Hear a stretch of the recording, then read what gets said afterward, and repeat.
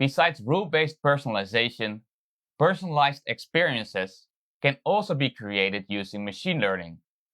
This is usually the next step. This lesson will cover what machine learning is, what is needed, and the different kinds of machine learning. Let's first cover what machine learning is. Machine learning is a method of data analysis that automates analytical model building. It uses algorithms to automatically analyze and interpret data, learn from it to make predictions for future events, and make the best possible decisions based on those learnings. Machine learning is often confused with artificial intelligence and deep learning. Let's briefly cover the differences.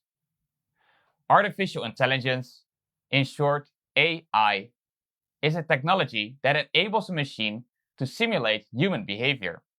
It is the ability of a computer or a robot to solve complex problems like humans.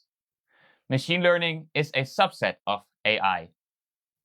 Deep learning is also a subset of AI, where machine learning is about having computers think and act with less human intervention. Deep learning imitates the way humans gain knowledge. Generally, deep learning needs more data and takes longer to generate models. Websites have insufficient data for deep learning, except for Google and Facebook, of course. So for website personalization, you use machine learning. Machine learning algorithms are often created by the data science team or personalization tools. As with everything, machine learning starts with data. Based on your research and availability, think about the data you need to train the model. To determine what data you need, have a clear picture of what problem you're trying to solve, how AI can help with that, and what data you need to achieve your goal. There are roughly 3 kinds of machine learning for your website. Machine learning can be supervised, unsupervised, and reinforced. In supervised machine learning, data scientists teach computers how to predict something. The machine is trained with historical data where the correct answer is known. A commonly used example is house prices. First, the machine needs data about the houses.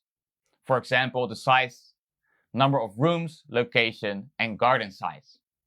Then, the machine needs to know the prices of these houses.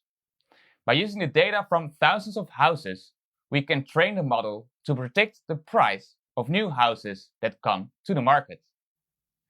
Image classification can also be done through machine learning. Here, the goal is to predict what class an image belongs to. By feeding the system data, it can learn to classify these images. For example, is it a cat or a dog, a car or a boat, or does the X-ray show cancer or not? In short, with supervised machine learning, you feed the machine historical data, which it uses to guess the value of future events. In unsupervised machine learning, an algorithm teaches itself how to predict something.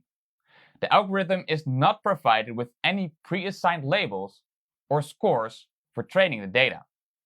Instead, these algorithms analyze the data and discover hidden patterns or groupings without human interventions.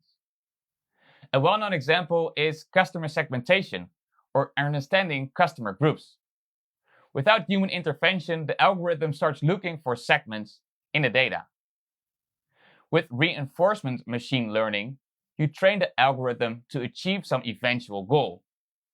In this case, you only know the final goal, and the algorithm has to figure out how to get there. A famous example of reinforcement machine learning is chess engines.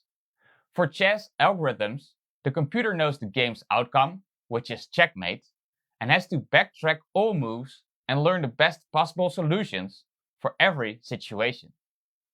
Another example is personalized recommenders on your website, like product recommendations.